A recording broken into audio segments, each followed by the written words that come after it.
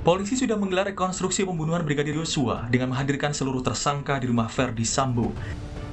Namun kejanggalan masih menyelimuti kasus pembunuhan berencana itu. Salah satu tersangka Barada Eliezer menolak memperagakan adegan menurut versi tersangka lain dan hanya melakukan adegan reka ulang sesuai fakta kejadian sesungguhnya. Eliezer juga sempat kesal dengan keterangan tersangka lain yang berubah-ubah.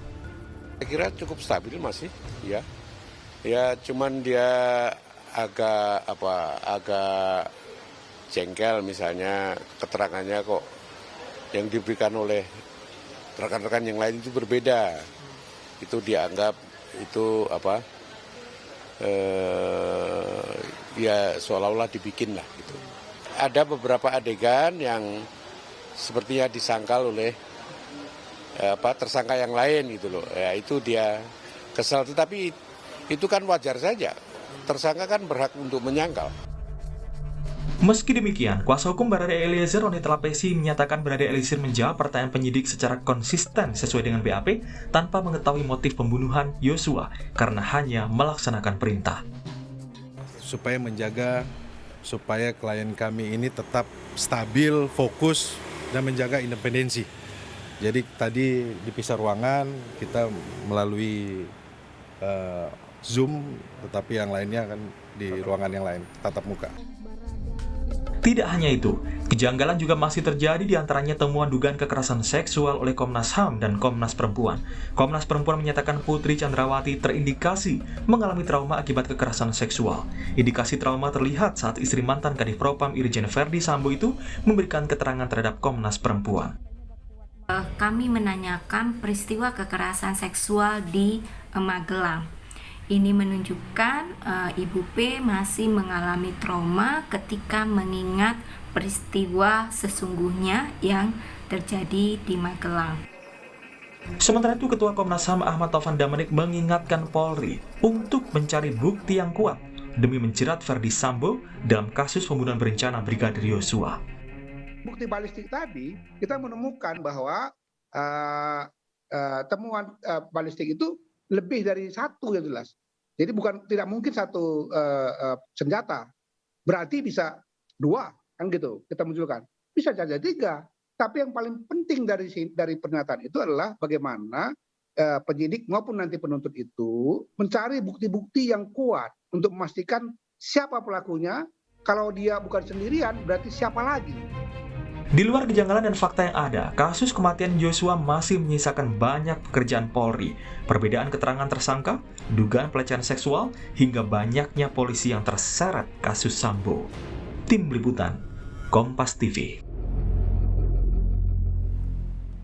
Sejumlah kejanggalan ini masih menyelimuti kasus pembunuhan Brigadir Yosua. Mulai dari perbedaan keterangan tersangka, terutama Sambo dan Eliezer, hingga kembali munculnya dugaan kekerasan seksual Putri Chandrawati. Komnas HAM pun meminta polisi memperkuat bukti untuk menjerat Sambo. Lalu bagaimana menguak perbedaan keterangan antar tersangka ini dan bagaimana agar nantinya kasus ini terbukti di persidangan. Pagi ini kita akan membahasnya dengan sejumlah narasumber yang sudah tersambung melalui daring.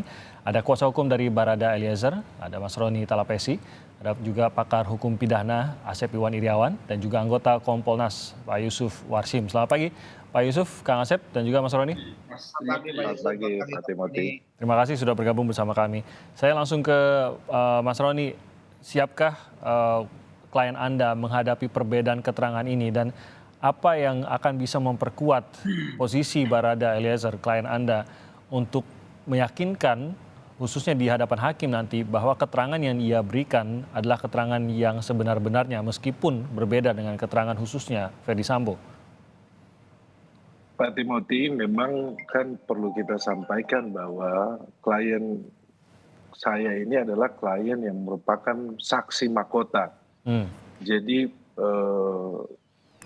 sebelum ada pengakuan dari klien saya, yang pertama masih pakai skenario yang dari FS. Kemudian klien saya akhirnya membuka kasus ini, menyampaikan apa yang sebenarnya terjadi, sehingga terbukalah kasus ini menjadi terang. Dalam proses rekonstruksi yang kemarin dilaksanakan, klien saya tetap konsisten menyampaikan bahwa klien saya menyampaikan kepada saya, Baradae ini menyampaikan bahwa semoga dengan hal yang kejujuran ini menjadi pertimbangan baik nanti buat di pengadilan. Jadi saya melihat bahwa klien saya tetap konsisten menyampaikan kalau memang ada bantahan dari saudara FS ataupun saksi yang lain, nanti kita akan uji di pengadilan.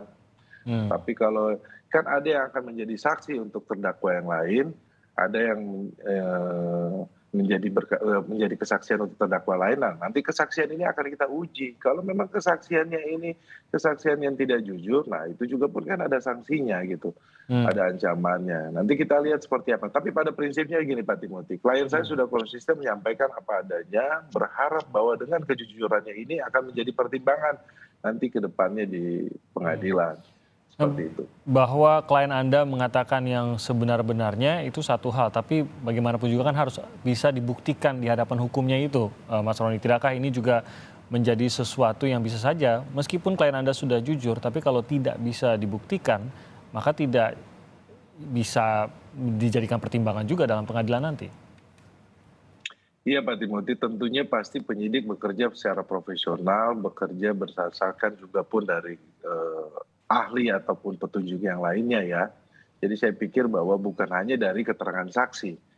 Nah, nanti seperti apa tentunya nanti kita lihat di pengadilan. Tetapi kalau dari klien saya sudah menyampaikan apa adanya, bahwa pertama dia tidak tahu motif. Nah, sekaligus di pagi ini saya mau mengklarifikasi bahwa ada pernyataan juga dari lembaga negara yang menyampaikan bahwa klien saya tidak mengetahui motif. Nah, di sini saya mau klarifikasi bahwa klien saya faktanya dia tidak mengetahui motif. Saya ikut mendampingi kok, saya melihat, saya membaca BAP-nya, saya mempelajari kasus ini.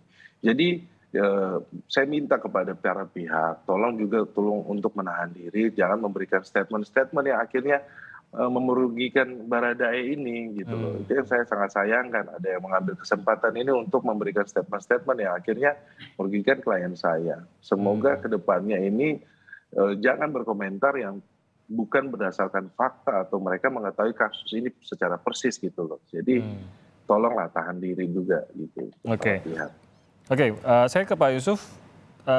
Kompolnas juga ikut mendampingi khususnya pada saat rekonstruksi. Adakah mungkin pada saat rekonstruksi itu khususnya pengadeganan penembakan dari Brigadir Joshua Huta Barat ini, ada dua keterangan yang berbeda antara Ferdy Sambo dengan Barada Eliezer. Dari pantauan Kompolnas, apakah sebenarnya dengan dilakukannya rekonstruksi maka cukup jelas sebenarnya keterangan siapa yang benar dan siapa yang terlihat memang tidak sesuai dengan bukti-bukti yang ada gitu. Apakah terlihat dalam rekonstruksi oleh Kompolnas? Baik, terima kasih Bung Timothy. Kita kembali kepada bukunya Perkap nomor 6 tahun 2019. Apa sih kepentingan rekonstruksi yang dilakukan penyidik? Dalam hal untuk menguji kesesuaian keterangan para saksi atau tersangka, penyidik atau penyidik pembantu dapat melakukan rekonstruksi. Jadi untuk menyesuaikan, nah di dalam rekonstruksi kemarin, itulah kepentingannya dilakukan persesuaian antara keterangan para tersangka dan sekaligus mereka juga saksi. Nah ini tentu ketika ada perbedaan, kami kira juga sudah dicatat.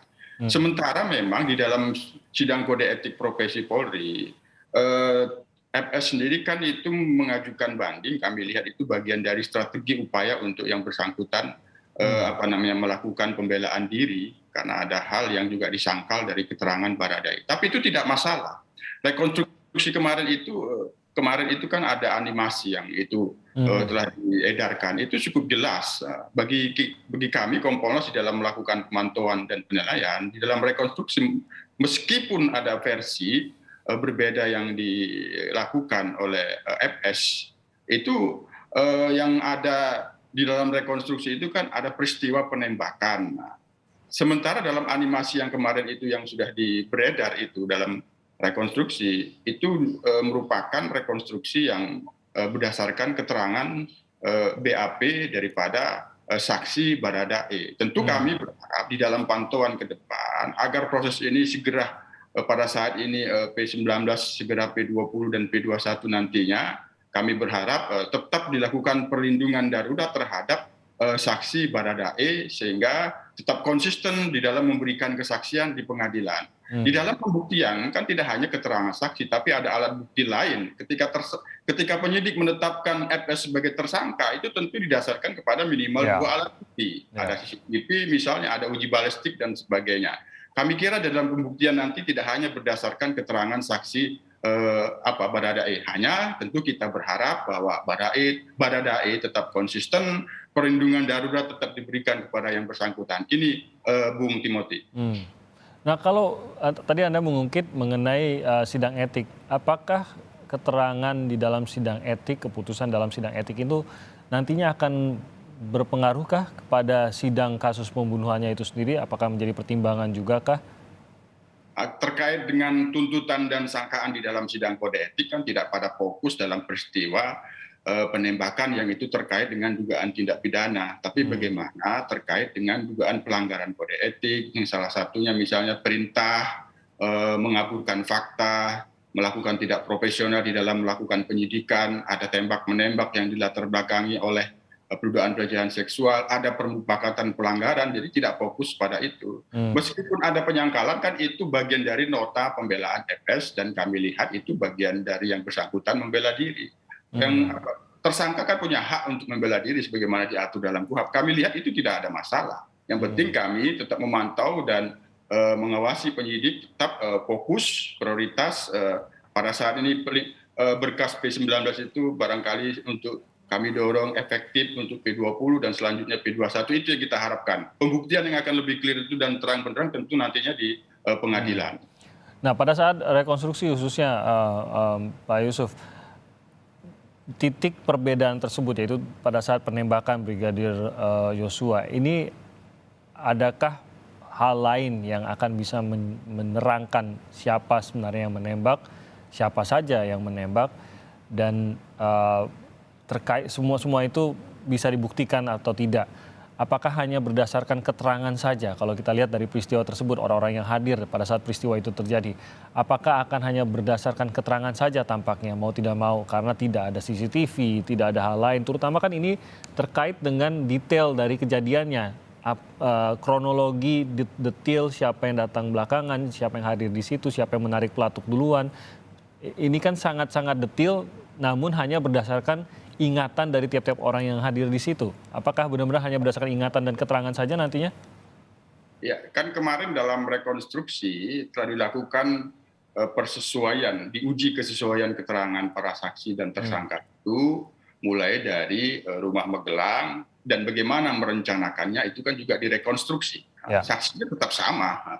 Merencanakannya kan mereka juga tersangka, juga mereka saksinya tetap sama di rumah Saguling perencanaannya. Itu sudah ada dalam rekonstruksinya. Begitu juga masuk di rumah Duren 3, saksi dan tersangkanya kan tetap sama. Nah, tentu keterangan daripada Baradae ini terkait dengan rekonstruksi penembakan itu tentu kan didukung oleh alat bukti lain. Misalnya bagaimana CCTV menjelaskan tentang FS sebelum masuk rumah Duren 3. Kan itu kan menjadi pembuktian juga.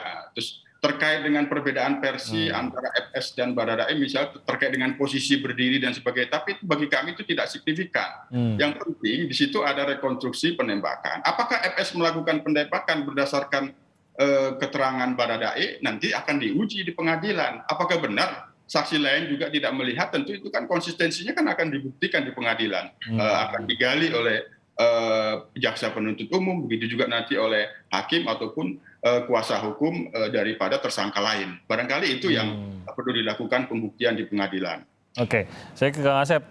Dugaan saya sebenarnya inilah yang ditemui oleh hakim sehari-hari begitu.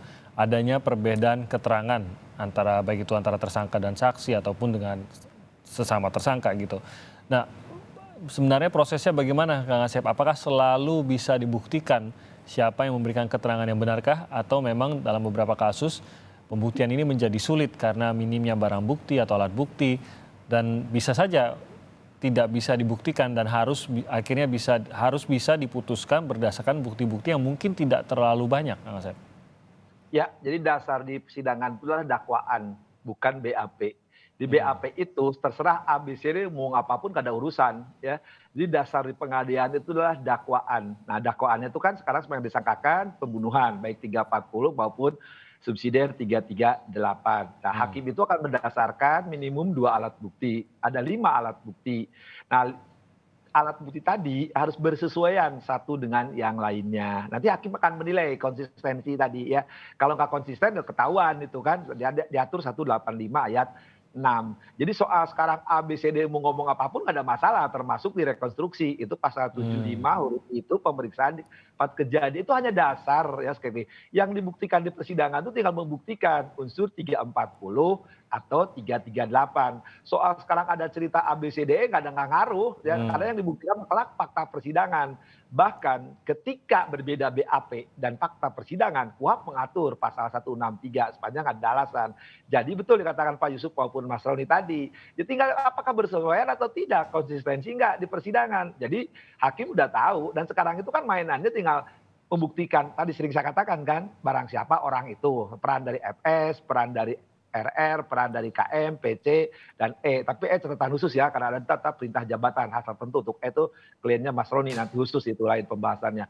Kedua, ya bagaimana ya menghilangkan itu. Nah sengaja ya, atau kemudian kan direncanakan. Sengaja saya katakan, apakah dia mengetahui dan menghendaki. Untuk E jelas, tidak mungkin menghendaki ya. Mengetahui ada, pembunuhan tapi tidak menghendaki. Berarti unsur sengajanya udah fatal, gagal. Ya, menghilangkan tadi ya, nah, menghilangkan nyawa jelas ada bukti hasil balistik maupun forensik. Jadi sebenarnya sederhana, cuman sekarang ini harus hati-hati ketika BAP ini sekarang nyampe di jaksa jangan sampai salah membuat dakwaan ya. Kalau formalitas dakwaan salah nanti dikuliti sama Mas Roni maupun nanti kuasa hukum yang lain, itu baru di formalitas belum di substansi.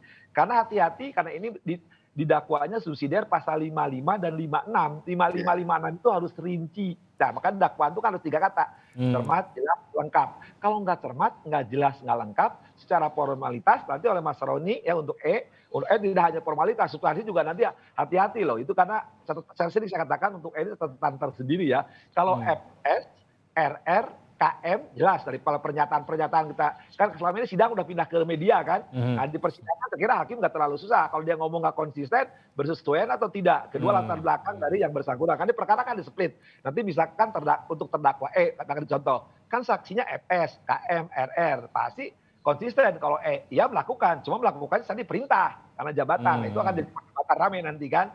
Nah sama juga si FS kan ternyata dia yang menyuruh kan. Pasti semua mengatakan ya yang menyulut. Cuma nanti kan perbedaan kemarin rekonstruksi hanya di detik waktu dan cara, tapi itu nggak terlalu substansi. Yang penting makan bagaimana itu nyawa J itu dihilangkan. Nah teman catatan khusus sekali lagi berkali-kali saya katakan untuk catatan tersendiri ya, tapi untuk FS, RR, KM, PC itu udah jelas lah, udah nampak sebenarnya tinggal nanti hakim ini perhitungan cuma sederhana kok Mas Timi ya di persidangan itu tinggal hakimnya memilih mau mati seumur hidup atau penjara itu aja. Kalau substansinya mah saya pikir udah gampang.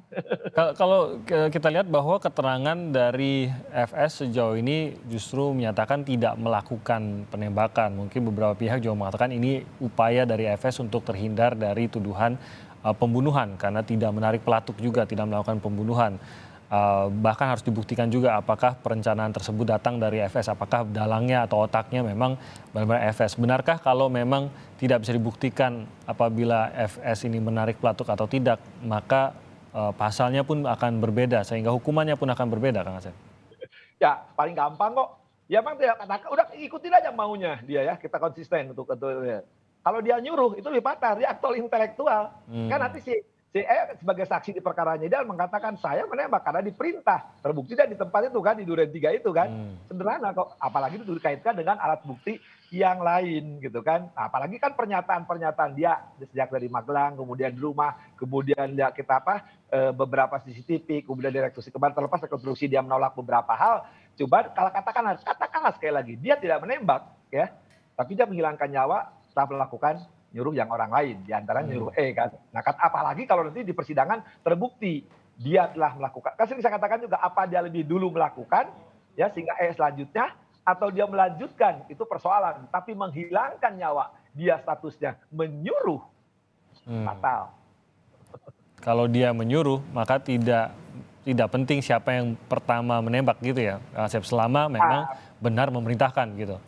Ya, maka kan sekali saya katakan persoalannya ini hanya untuk nanti harus hati-hati. Karena apakah dia melanjutkan atau dia yang pertama persoalannya itu. Tapi kan nanti tergantung perintah jabatan. Kalau dia katakanlah sekarang dengan sekali lagi mohon maaf ya, kalau misalkan ada lebih dahulu yang menembak, kemudian melakukan dan di atas perintah, hati-hati untuk ya, dia bisa bebas saya katakan. Tapi kalau misalkan ada yang lebih dulu menembak, entah itu FS, entah itu siapapun, ya, nah, sekarang dia menyangkal bahwa dia tidak melakukan, ya, tapi fakta persidangan dan alat bukti lain mengatakan bahwa dia yang menyuruh dari rangkaian peristiwa direncanakan tadi, ya entah dari Magelang, entah dari rumah pribadi, ya sudah ketahuan kok. Oke, kita akan bahas lebih jauh lagi usai jeda. Tetap bersama kami di Sapa Indonesia Pagi.